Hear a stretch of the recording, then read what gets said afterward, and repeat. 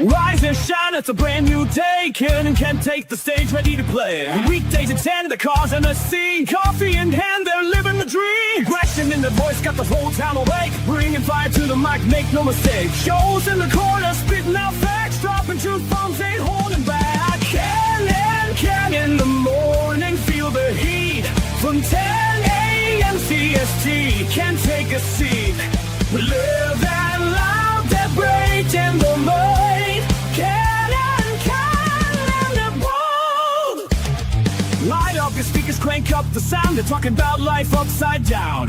Opinions exploded like a sonic blast. In the studio, they're built to last. With passion and grit, they engage and ignite. Every single week, they're a force can't fight. From sports to politics, This is a Huddle Sports Network broadcast. You can find us on Roku TV, Amazon Fire TV, Facebook, and of course YouTube. Get all your NFL news here first. Good morning. Welcome to another edition of Ken and Ken in the Morning as we send this show out in the Twitterverse. So, hey, we got some news, man. The stalemate may have finally been broken. Last night, the San Francisco 49ers signed their second-round pick. So I think we might see some signings today. What do you think, guys? And with the way that they did it, they kind of made it to where both sides got to win on that one. Because he was the 43rd pick overall, and he got a shit ton more guaranteed money than last year's. Not really. It was only a 10% increase. 10% is a decent fucking amount. I mean, it wasn't. But yeah, I mean, okay. I wouldn't say it was a shitload. It was a nominal increase of 10%. But yeah, it's still something. It's an increase. I'll agree with that. Yeah, and it made it to where the owners didn't have to fully guarantee the whole contract. So everybody kind of got a bit of a win here. Now, hopefully the other teams and players will follow suit. And I wonder, though, how much of a drop-off are we going to see once we get to the later part of that round? Is it going to be a 10% increase across the board? I think that somewhere close to that? Yeah, that's probably what you're going to see, and that's good news for the Bears. Because that's Ozzie Trapillo and Shamar Turner are both in that group path. So that hopefully those signings happen today, tomorrow. You still got the guys in front of the kid from the 43rd pick who got to sign, guys like Luther Burden III.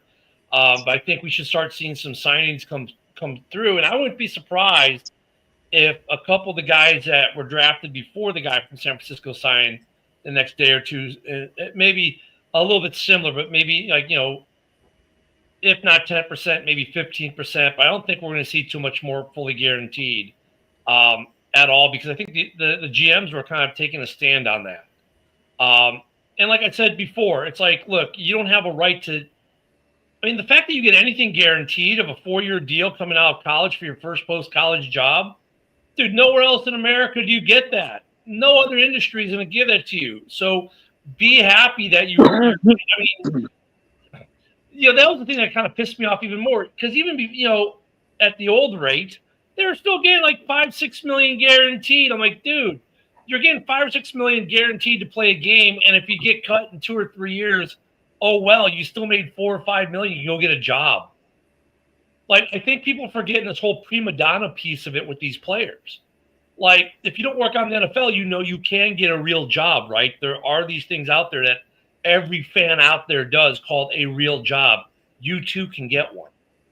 So I mean, I'm happy that the Niners did that yesterday, and it wasn't a fully guaranteed deal.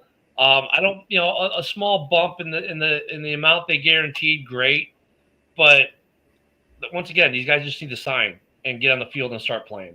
What do you think, Joe? Yeah, now that one has broken ranks, I expect more will sign. I think they'll forget about. It'll still take some time though, because they're going to individually negotiate. Like, I don't think they're just going to sign the contract. There will be some that do, but some are going to, point to San Francisco and say, well, they gave him an extra 10%.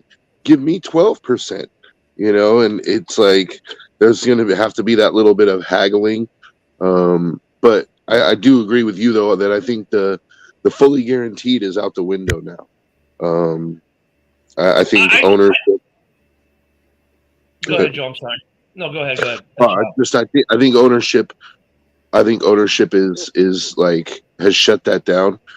They might have to give a little bit more in guaranteed money, but and there will be some owners who play it tough, who are like, nah, you're not getting extra money. Like you're already getting, you're getting $5 million guaranteed to you, and we don't even know if you're any good. Like so. Yeah.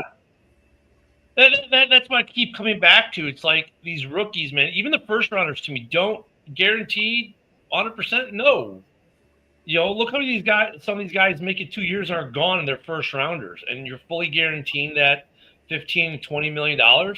I mean, this is the part here. Get the rookies to camp, get them on time. We are literally 2 weeks away from today for our first NFL game, being the Hall of Fame game. Is literally 2 weeks from today. Right.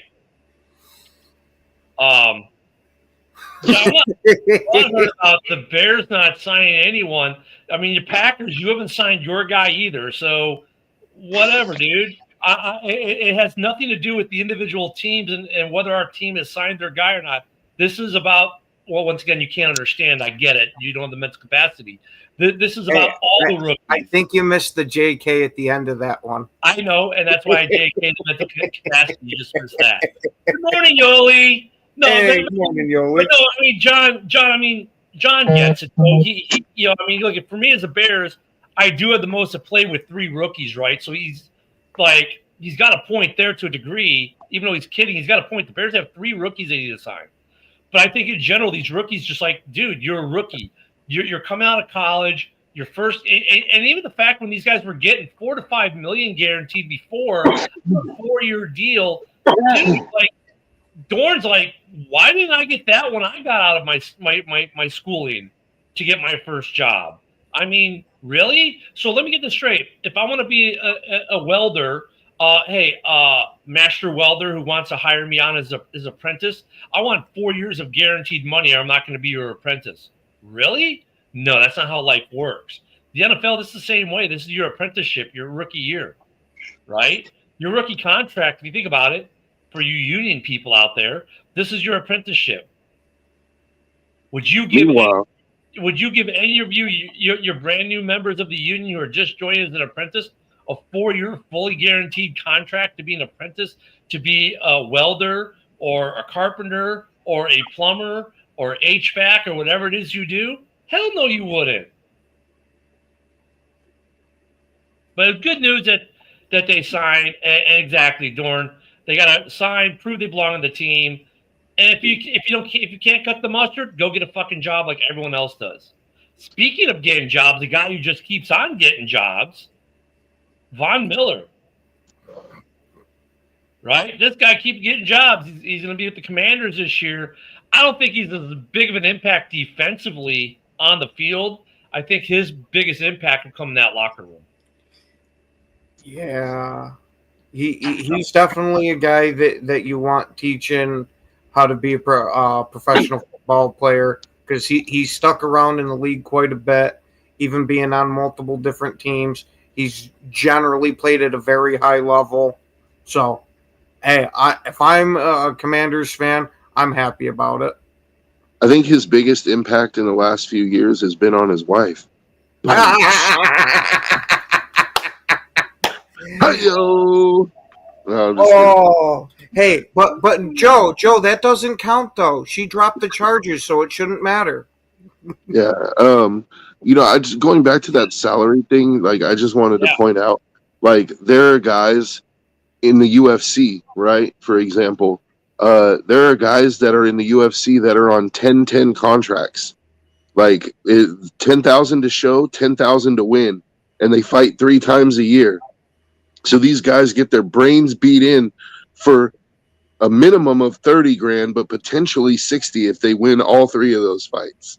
And like, I would venture to say in 3 fights, they probably take as much brain damage as a full NFL season, for sure. Like, close to it, right? Like, you're taking Well, hundreds of punches to the head. Like, I would love to see the comparison on that of what a fighter goes through in a year if they're fighting 3 fights a year versus the head trauma that an NFL player gets. well, look, and Luca makes a good point that they have the wage scale system for the rookies now, which is much better than it was back in the day when rookies would hold out for these big contracts, right? But I mean, again, this just goes to show I don't know if it's a generational thing, the prima donna-ness of these guys. It's like, dude, you're promised, you're guaranteed nothing in life. And just because you get drafted by an NFL team doesn't mean you should be guaranteed a contract of any type at all. Like, honestly, the fact that they offer you a contract is a blessing to you. yeah. Then the fact that they pay you to play this game is a blessing to you. And then you want to demand that you get money fully guaranteed for 4 years?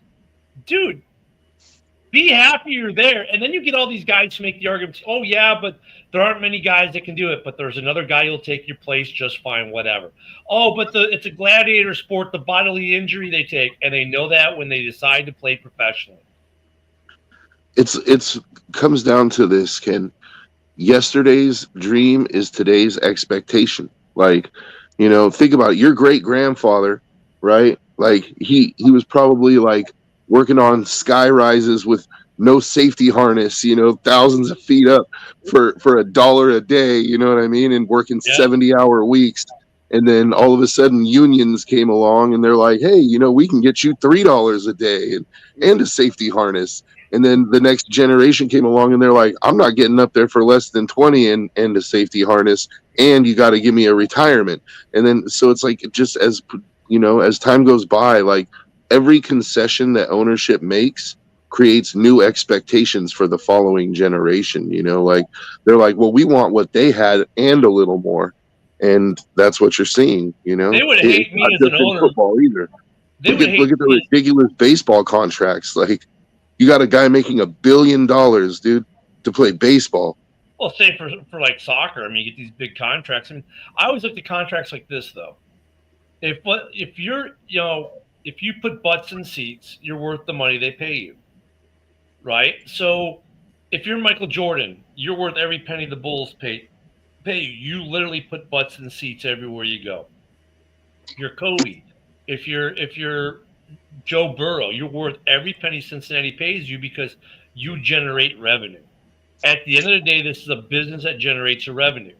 If you are not contributing to the generation of revenue, then I don't care, and you don't deserve the money. So, with athletes, like, hey, with the star athletes wanting more money, I get that because they're a bigger piece of the revenue generation. And I will side with an athlete to get their fair share if they're generating revenue for their team. No problems there. You're a rookie. You're not generating anything yet. You're entry level in the NFL. You're guaranteed nothing. They would hate me as an owner because I would give no guaranteed contracts to any of my rookies at any point in the draft, first round or otherwise. Nope. Because look, it's earn it. Prove to me that I should have the faith in you. I have already shown you faith by drafting you. That's as far as my faith extends. Yeah, but my argument is more about parenting.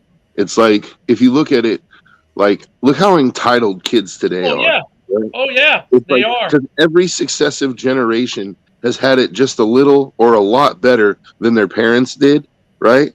And so now they have new expectations. Like, when we were kids, like, maybe you got an allowance, maybe you didn't. I'm assuming, like, if you were in Ken the Bear fans generation, it's like, no, you don't have, like, the right to an allowance. You have the right to go out there and do your fucking chores, or I'm going to kick your ass, right? And then when I was a kid, I had 5 newspaper routes. Yeah, and I would cut grass on the weekends. I had a you want money? Go get a job. I literally, as a young child, literally had a fleet of lawnmowers. I had 3 or 4 lawnmowers that I had in my parents' garage. Mm-hmm. And on the weekend, I'd take my favorite one, which actually was an old mower I got from when my grandfather had passed. It was like an old mower from like the 60s, but this thing was a workhorse, man. It would not die. And I would go around the neighborhood knocking on doors of my neighbors. Hey, would you like your yard cut? $20 and I'll cut your yard. And that's how I made money. And then I got my my officials license for U.S. Soccer through USSF, United States Soccer Federation. As a teenager, got my took the test, got my license to be a referee, and I would referee youth soccer games on weekends. And there were tournaments I'd go play in. I was playing club U16, U19. I'd have, you go to a tournament and I'd have a game, let's say at 9. My game would be over at 9:45 or whatever. And then at 10, I was refereeing a game. I'd referee games at tournaments I was playing at. So I was earning money as a child playing the sport I liked while also officiating it, plus having newspaper routes, plus cutting grass. As soon as I can legally have a job, I got a job. My first job was at believe it or not, a Taco Bell. Mm-hmm. And then I worked at TCBY Yogurt. Then I worked at Walgreens. And then I went to Brown's Chicken for a while. I had a side hustle with a comic book store where on Monday nights, I'd go in with my buddy and we'd process all the comics that were out, came in for Tuesday, because Tuesday was release day, right? So as a side hustle for all the club members, we put their packages together and I would end up getting my package for free. That was my little side gig. So, I mean, my generation, we worked all the time. Like, we played, but we worked. 85 Super Bowl, dude, I was up at 3 o'clock, 4 o'clock every morning during that season delivering newspapers. And then going to school all day.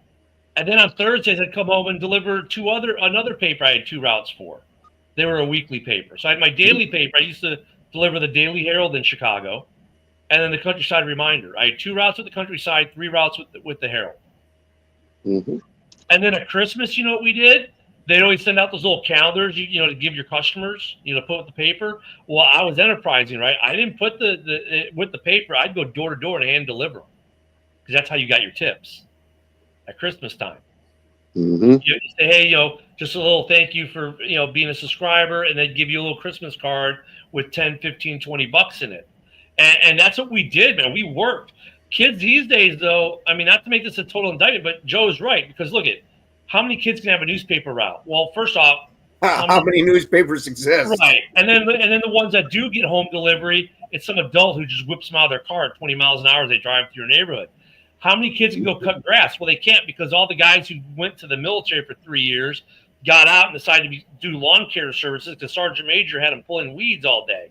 So now all these kids can't go cut the grass because all these adults with lawn care services, like even guys from my generation who cut grass to make money, say, hey, I could do this. I make good money cutting grass. I can do this as an adult, and they do it. They make good money. A buddy of mine that worked at Harley as a mechanic makes more money doing yard care than he did as a mechanic at Harley. And think at Harley, when they charge $160 an hour for a mechanic's time, he makes more money cutting grass, trimming palm trees, and doing all that kind of stuff than being a mechanic at Harley Davidson. So kids, that's the other piece. So kids kind of don't have the outlets they used to have, because I don't want to say lazy adults, but adults have taken those jobs. And some adults are lazy and they just can't do anything else. But, I mean, I think that goes part of it too. And then now you go to these NFL players and they expect, like, if you look what Brian Urlacher got his rookie year compared to what these guys are getting their rookie year, these guys they don't have to feel half the pain that these rookies felt even in the early 2000s. Also, I think my generation was the last working generation as far as kids go.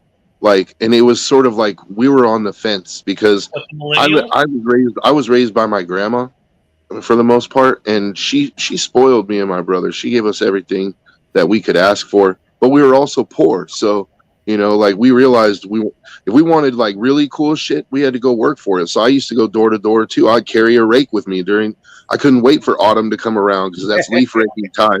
Summertime is lawn care time. I would set up a lemonade stand if I had to, whatever I could do to make a few extra bucks, I would do it. But I also benefited greatly. I would be lying if I said that I had to work for everything, because my parents or my grandmother gave me a lot. So, But now, like that was in like the early 90s, like 91, when you could still ride your bike across town by yourself. You know, like I think that part of it is the societal change too with kids, where parents don't trust to send their kids anywhere now. Like, Oh yeah, and it does bleed through these NFL. These players are seen come into professional sports with the entitlement syndrome. And I was saying this in the Army, like, you know, I had been about 10 years or so, and I started realizing like these kids are getting entitled. Like they expect to be, you know, be given E5, E6. Like, dude, you got to work for this stuff. You know, and the entitlement is real. They think that they're entitled to rank. They think they're entitled to things that you had to earn back in the day. You know, it's like, okay, so I'm Gen X. Joe, what? You're millennial, right? Ken, you're millennial, aren't you? Yep. But am I a millennial? I'm 42. Is that millennial? Yeah, you're millennial. Yeah, you're right at the cusp. Because I'm dead center Gen X, and I'm 52, and so you're kind of more at the beginning of millennial. Yep. Whereas Ken is more towards the end of millennial. I'm dead in the middle almost. Are you dead center millennial? Yeah. So I mean, because they count it like 97 or 98 is when it switched. Yeah, because my daughter is 96 and she's considered as millennial, right? They're the ones after millennial. Oh yeah. So my kids are both millennials. The boys are both millennials too, but there's a massive difference in how we all came up. And you're starting to see this now in sports with these contracts. Like, you know, I mean, like. And there's been some good changes too. Don't get me wrong. Back in the day for camp, they showed up with a 12-pack of beer and a sleeping bag, and out of shape. Now these guys show up ripped, in shape, ready to go to work. There's that piece that's good, but the other piece is now they feel like they're entitled to everything. And it's like, dude, you still got to earn it. And yeah, I don't know. You know, society does what we see societally does kind of play an impact on what we see on the field, believe it or not, in these terms. Because like, look at like McLaurin, like Scary Terry might not report to camp because he hasn't gotten his extension yet. I'm sorry, Terry, but you need to go to camp. Do you deserve the extension? Yeah, you do. But guess what? You also signed a contract that you agreed to play in this next season. So go to camp. Sorry, you signed a deal where you promised to play through this next season. Your word is at stake here. See, that's what these guys don't understand. Like, I signed a 4-year deal. After the 3rd year, if I don't get an extension, I'm going to refuse to show up for the 4th year. Then guess what? Why would I ever give you another contract? Because you're showing me that you can't keep your promise. When you sign a 4-year deal, that's a deal promise to play for those 4 years for the amount of money we've just agreed upon.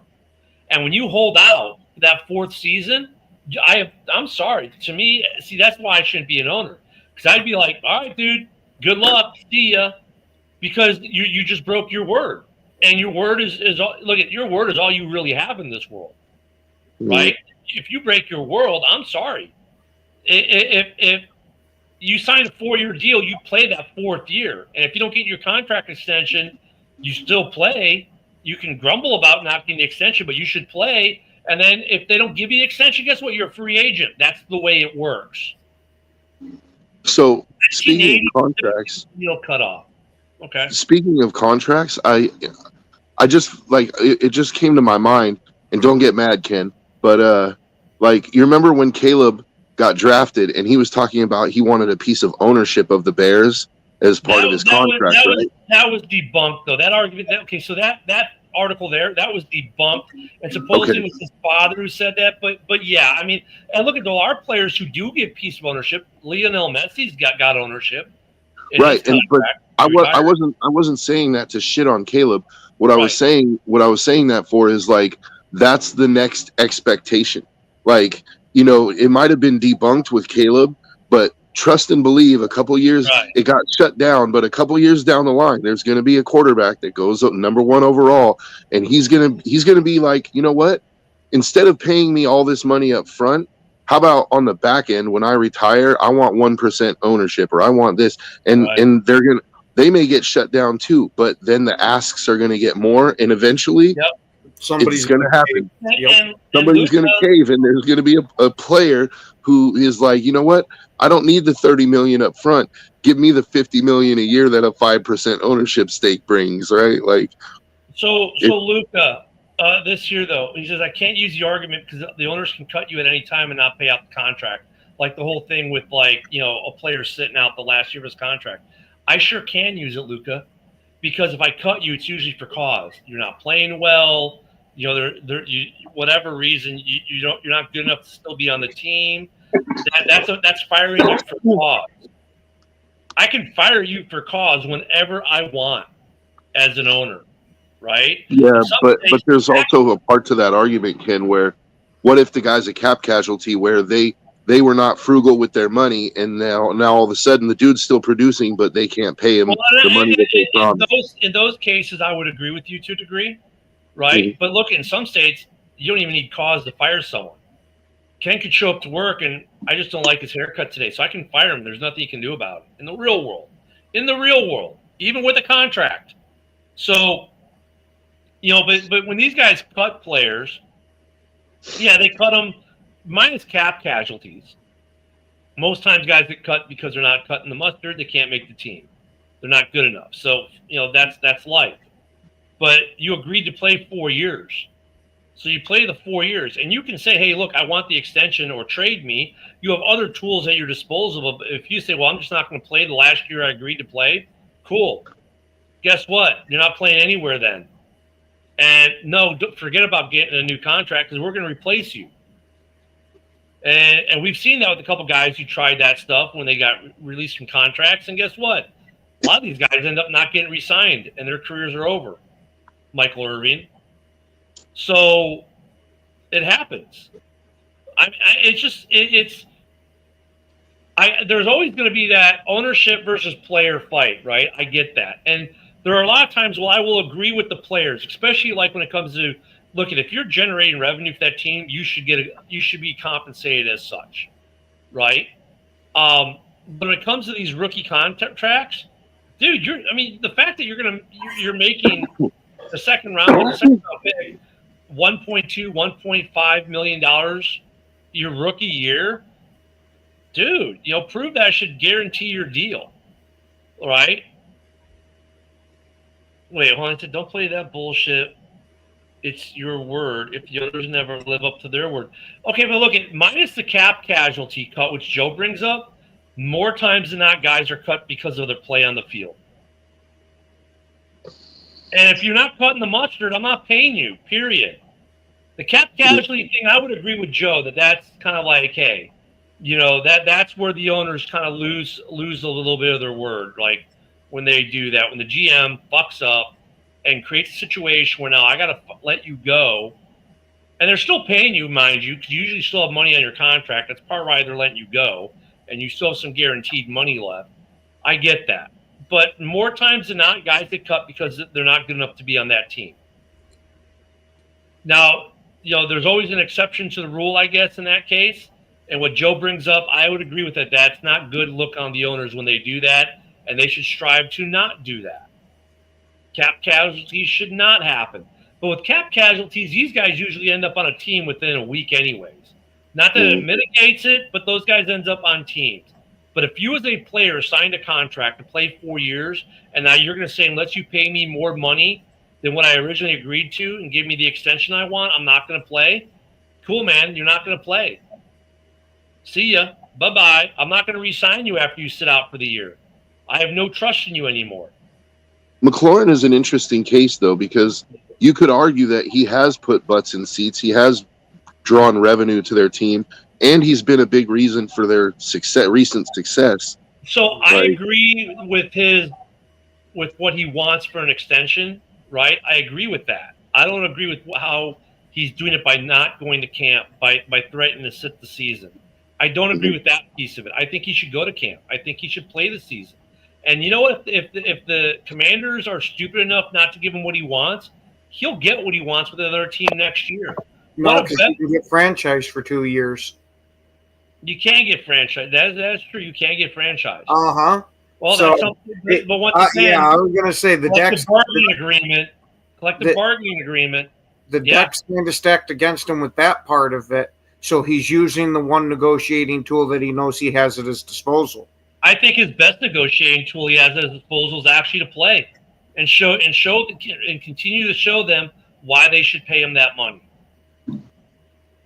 To me, I think sitting out is the wrong message. It really is. It's you could do now. Look, I think if you do what Roquan Smith did a couple years ago, right?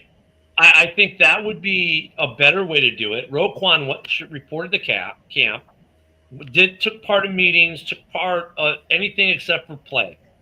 He just didn't practice, but he was there for everything else. So he didn't do a hold out, a hold in, if you will.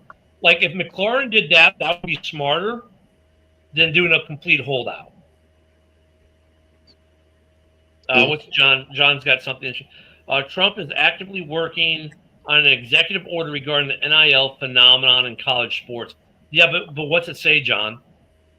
I mean, NIL goes past college sports. It goes into high school now, too, which is scary, but it does. Yeah, it does. It's sitting out makes you look bad.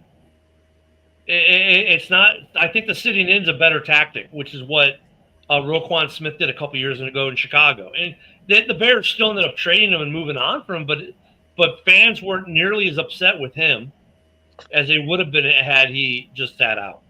I don't know. I don't know if I agree with that. Not like in principle, it should make you look bad, but I think that it's such a business now. Like when you hear when they interview players about a player that's sitting out, like what do they say? They're like, no, I understand. It's a business. He's got to get it what he feels, what he feels he's worth. Like, are they just saying that? Maybe because they don't want to piss the guy off. But to me, it seems like players understand that if you're sitting out, it's because you have such a short window to maximize your earning in the NFL. And if you have no guaranteed money on your contract, and you go out and you get injured playing for them this year, guess what?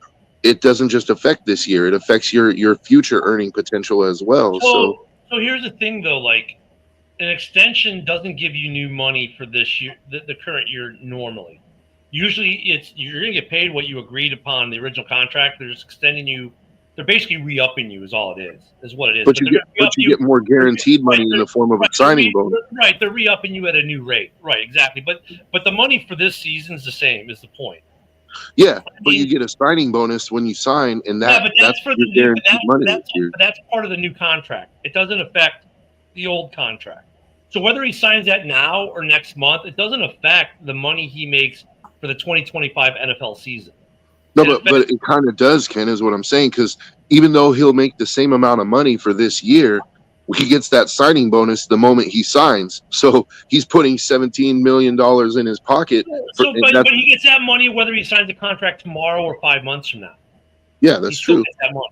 So, I mean, but the point is... Yeah, but would you rather have the money now or 5 months from now? Yeah, well, I get that. I mean, I understand that piece of it. But, I mean, at the end of the day, like, if you want to show the team that you're worth what you're asking, continue to do what you said you were going to do. And make it a point. And look, if they franchise tag you for next year, I don't know what the franchise tag is for a wide receiver, but it's not going to be as much as what he's asking.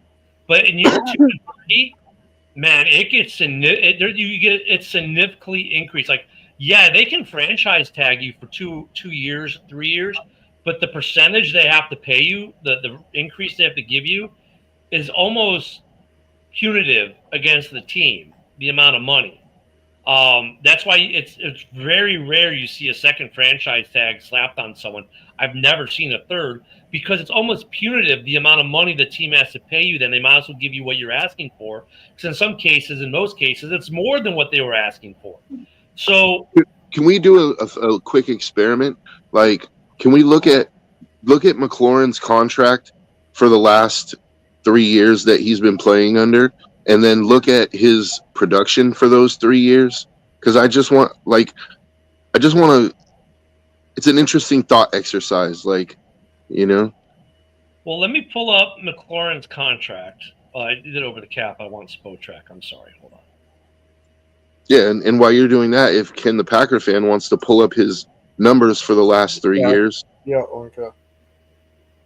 because I think this might change the argument. So, like, possibly.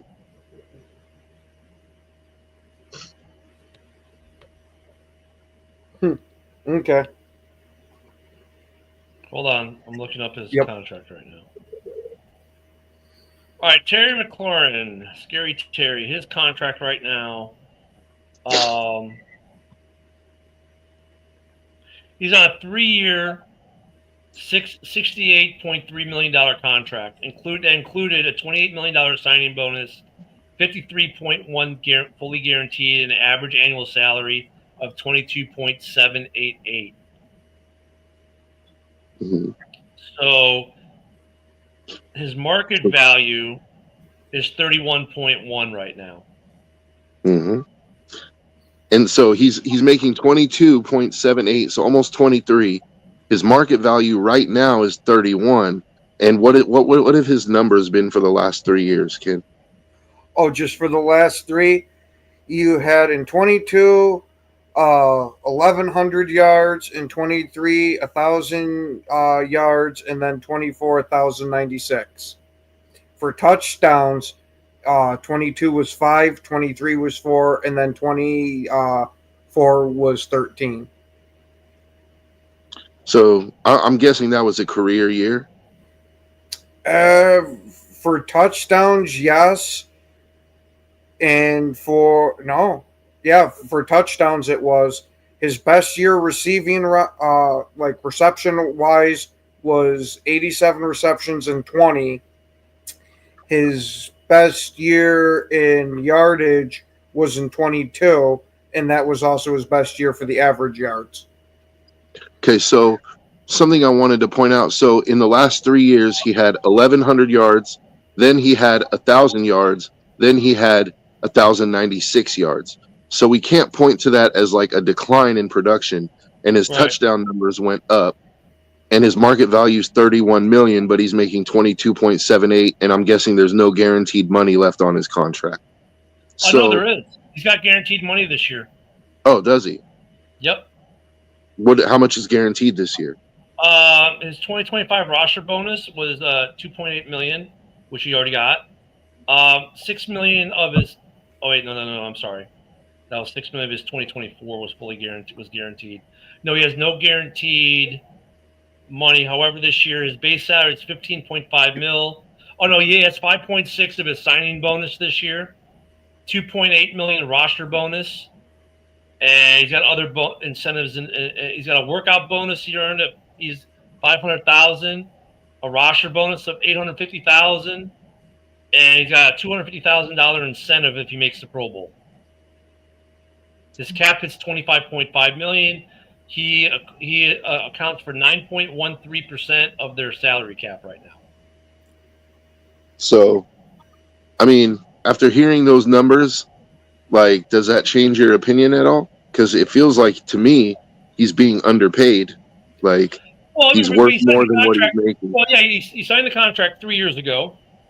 We know that stuff goes up. I mean, what's he asking for though? Like, should he get? What's he asking for? Like 31 mil? Okay, that's what Spotrac says his market value is, and they're pretty decently accurate. So, what should he get for his new contract? I mean, it comes down to a bunch of different things, like how many years, right? How many? Like here, they're saying Spotrac said he should be getting like a 3-year, $93 million deal, which would be an average salary of about 31 mil. Like, if okay, so is that what he's looking for? Or is he looking for a 3-year, $120 million deal? I don't know. I mean, so we have to look up what he's actually looking for, and then of course you got to go into what's their cap space. So let me look at the Commanders' cap space for next year, real quick, if he'll let me. There we go. So this year won't make a difference. Right now they have 21 million cap. They have 66 million cap right now. Right now, next year he accounts for 5.6 million in cap, believe it or not, in the void, because next year is a void year. So yeah, they could give him 30 mil, 35 mil even. Give him 30. They could give him 35 mil. It won't change their cap number because 5.6 is already there. So they could give him 35 mil a year, But once again, it's not a question: is he worth it? right? It's sometimes that's not the question. It's not the number. It's how much is guaranteed. You know, I what are was the gonna language say, of the contract? didn't Garrett Wilson just sign for $31.5 million a year?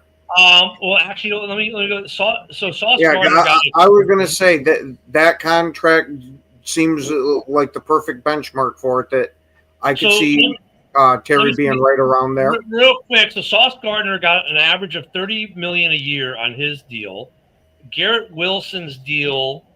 Crap, that's not what I wanted. Garrett Wilson, his deal is an average of $32.5 million a year. So it's a 4-year, $130 million deal. So if he wants 4 years, 130 ish, I think that's fine. I mean, it's there. I mean, let me see what I can find on McLaurin. What's McLaurin asking for? Because honestly, looking at his stats, he kind of makes the comparison to Evans from Tampa for me. Because he's just a consistent, almost 1,000-yard guy every year. Shit, even his rookie year, he had 919 receiving yards. So, I mean, it's not like the guy's up and down at all. He's a consistent type of receiver, so I have no issue with him getting paid that kind of money, especially since Garrett Wilson just got paid that money. And I know it's a different position, but Sauce Gardner just got ridiculously paid, and he's actually been declining the last couple of years. Like his numbers have gone down. That's why I've said about up and down, because I was kind of referring to Sauce. You were kind of referring to Sauce, right? But Sauce got this massive contract. Like McLaurin, meanwhile, has been like, if anything, his numbers show a consistency. Like the last 3 years, he hasn't had less than 1,000 yards. He hasn't had, like his touchdown numbers went through the roof last year. Like, I just kind of feel like, while I agree with you that he probably, sitting out isn't the best thing to do. It, like, if you were being underpaid by $9 million, like, who's willing to just leave $9 million on the table, man? Like, not me. There's people that would kill for a fifth of that. and this guy, like, he's earned the money. Like, he's, according to Spotrac, he's earned this money, and so and they have the money to pay him. I don't know if he should be making Jamar Chase money. He is coming up on 30 years old, which is kind of like the age wall. So I get that, why they might be worried about decline. And so I get. Well, you can kind of see a little more of a reason why he's holding out now, because he knows he's only got a few more years of making top dollar.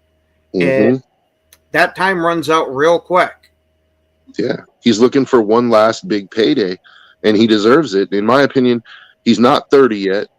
Like, a 3-year deal for, 93 million or 95 million. Like, I don't think that's unreasonable for his production. So interesting, but let me okay, the 10 high, there's a CBS article, and they're talking about the age 30 flag, right? There are 24 players that when they hit the age of 30, only out of the 24 when they hit 30, only 2 average more receiving yards in their 30s than their 20s, and that's Travis Kelce and Reggie Wayne. That's it, all time. And of course, Kelce is still active, so I understand the hesitancy to pay him a crap ton of money, right? When he's about to hit this wall. However, like I think he has, earned it. I'm just wondering what the holdup in the money is, right? Like, well, granted, I know it's a different ownership, but this isn't the first time we've heard coming out of the Redskins Commanders organization to where they don't like to pay players now after that Albert Hainsworth debacle that they had. Yeah, but it's completely new ownership group. Like, you would think that they wouldn't. Guys who got paid big money and then turned 30 and it didn't work. You ready? Antonio Brown, 4 years, $68 million. signed in 2017, traded the Raiders in 2019. Of course, that went nowhere. Adam Thielen had 1,000-yard season during his deal, released in the 2022 offseason after a 4-year, $64 million deal in 2019. Julio Jones, last 1,000-yard season was in 2019. He signed a contract in 2019, 3 years, $66 million. Traded the Titans in 21. Tyler Lockett, 4 years, $69 million. 63.3 receiving yards per game under that contract, 51.5 prior. Contract restructured in 2024 and released in 2025, entering final year of deal. Cooper Kupp just got re-signed, missed 18 games in 3 seasons after signing the big $3 or $80 million deal, though, with the Rams. In 22, Devontae Adams, 5 years, 140. He had 3 straight 1,000-yard seasons since signing the deal, but he's going to be on his 3rd team since signing the deal. And then Stephon Diggs, of course, who's going to miss time this year. Tyreek Hill, 3 years, $90 million, and he's had drop-off. So those are the 8 deals that are with the age 30 wall, and none of those were necessarily a success. So I understand the hesitancy of the Commanders to pay him $30 million. I would think, though, like, it's got to come down to them saying, okay, look, there's this wall. It's real, right? Terry is 30. There is this wall. It's proven. It's shown. We'll give you the 30, but it's going to be incentive laden. Now, Terry's not going to want to hear that, but the Commanders have good, strong evidence to say, look at these guys who are you. And, they're not you, but they're you. You know what I mean? So, okay, I'll give you that $31.1 million, but you're going to have to earn it every year, right? So maybe I'll make 20 of it guaranteed. The other $11 million every year is incentive based. I were going to say that might be a nice middle ground. Now, maybe 20 might be a hair bit too low, but at that point you're splitting hairs, because I would say if you fully guaranteed up to, well, let's just say 25 and having to do incentives for the rest of it, I personally wouldn't bitch. But again, I'm not an NFL player out here. So, I mean, he's going to bitch because that's not what he wants to hear. But at some point, I get it. You've earned the money. You signed a good contract when you signed your last one. It was a good contract at the time. Now, yes, times have changed and you're worth more now. So, okay, or better yet, how about this? I'll give you 31 this year, and then we'll scale down but have incentives where you can average out the 31. So this year we'll fully guarantee you $32 million, or the first year of that extension we'll guarantee the 32, and then the next year only 20 of it or 25 of it's guaranteed, and the third year less is guaranteed. Every year that drops down. Now you can still earn the 32, but that's going to be incentive based. He's not going to want to hear it, and he's not going to want to sign it, but that's probably a more fair deal structurally. That, and if I'm the Commanders, I'm not giving him a deal anything above 3 years. Three years is where I would leave it at. I would, and we don't know what we have the issue giving him the 31 or 32 for those 3 years, but I'm not attaching myself to him unless he proves that he continues to be Mike Evans and just keeps racking up these 1,000-yard seasons. It's a tough situation for both because he's at that age, So I mean, and it's not. And you know what? Here's the hard part for us, right? We've seen this before, but it's like we forget. Call it selective amnesia. We've seen this situation before with these guys when they're hitting these walls, and 1 or 2 of them may break the wall, but most don't. And it's hard to think of that in Scary Terry, who's been an integral piece of that team, who puts up great numbers and is playing lights out. But, dude, yeah, look at LaDainian Tomlinson, right? One day he was setting the world on fire. The next day he was out of the league, almost overnight it felt like. That's the truth of what happens. So we get where Terry wants to get the money while we can, but I get where the team is at saying, dude, you're about to hit this brick wall. You're about to hit this paywall. So I think I haven't seen anything that shows explicitly what's holding this deal up. Is it the money? Is it the guarantees? Is it the length? It could be the they're already doing what we're talking about, but he wants a 4th year and they don't want to give it. Yeah. He wants more guaranteed, and they're not willing to do so. They're willing to do like the structure piece but then he's like, well, why should I have to earn it every year? I'm already, and I get his mentality on that. I mean, it's understandable. But the problem is he's got to take that mentality and shelve it for a business mentality from their standpoint. And at the end of the day, that's the standpoint that matters. Unfortunately, right? So, I mean, it's interesting, though, that you flip that to these rookies who haven't done anything and they're making their demands. You got Scary Terry who's done something and he's making his demands. See, I'll side a little bit more with Scary Terry. He deserves a nominal pay raise for sure. But his problem is he's hitting that 30-year age wall. And that's what I'm saying. Like, show this year that you can do it. I think that would also give them a warm fuzzy. Like, look, I'm going to break that wall. Right? I'm 30. I'm going to break that wall. You should give me that money. And, so I wouldn't – like, I think him sitting out hurts him more than it helps him.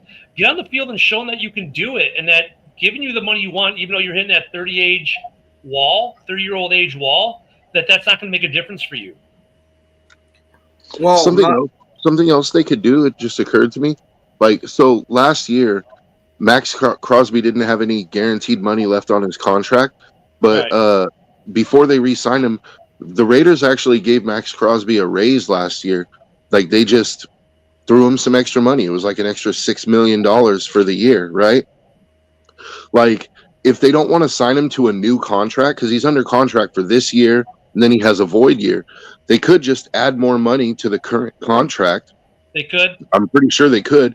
And then just let him play out that contract. It actually would be the perfect balance because you're not getting a full 3 years so the team is protected in case he falls off, right?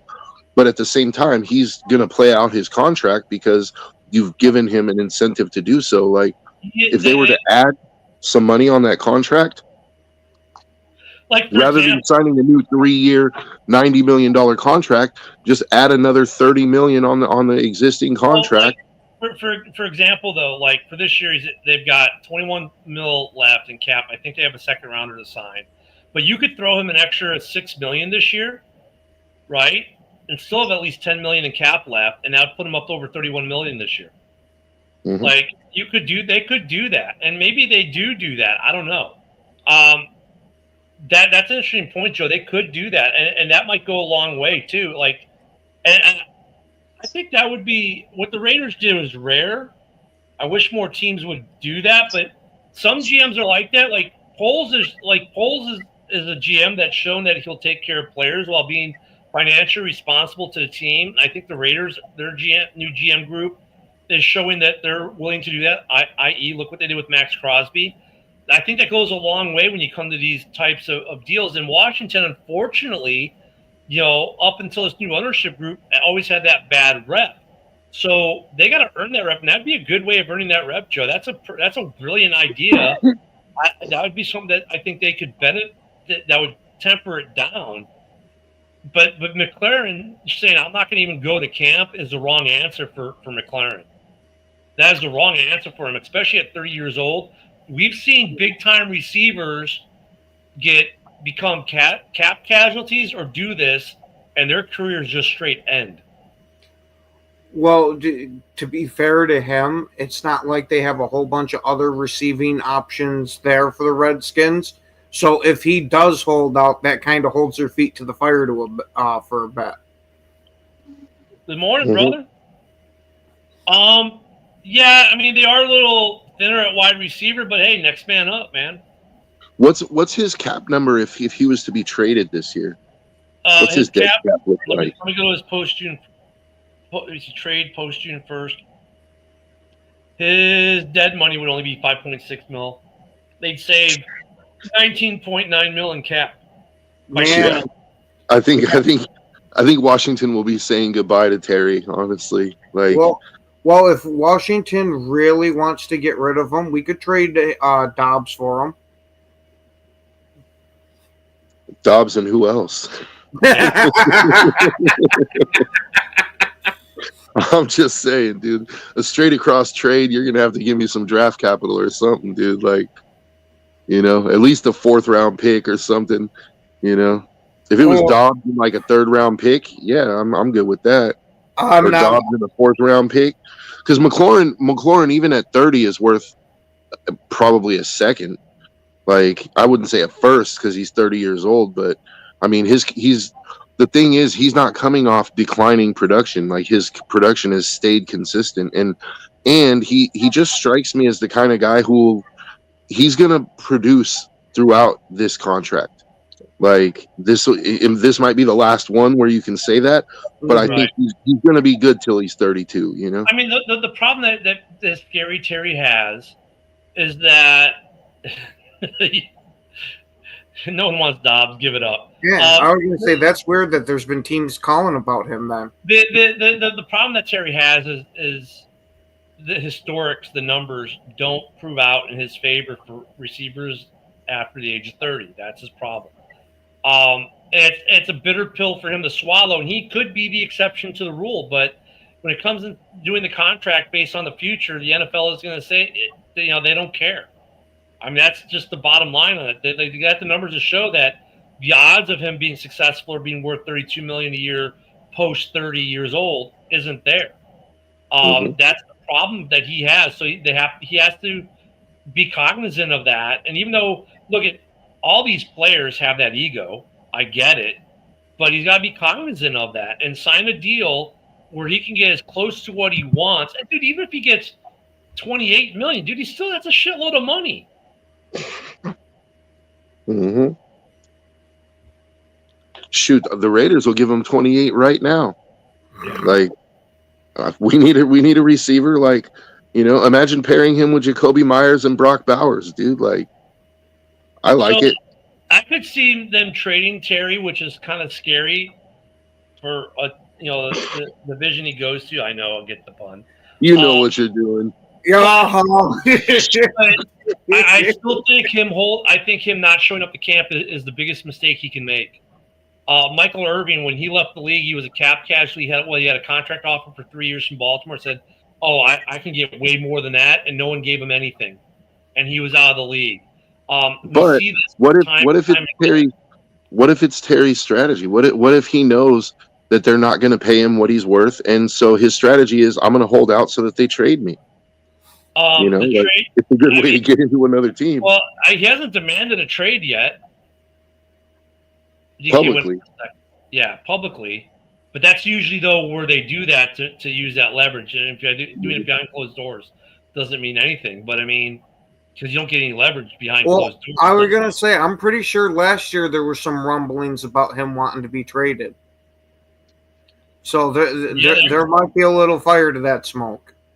I mean, but until it comes out for this season that he wants to be traded, like, okay, sign me or trade me, then he has leverage for this contract. Mm-hmm. But him sitting out, he loses leverage, I think. I think if he shows up and does like what Roquan does, show up but don't practice, I think that's a smarter play for him.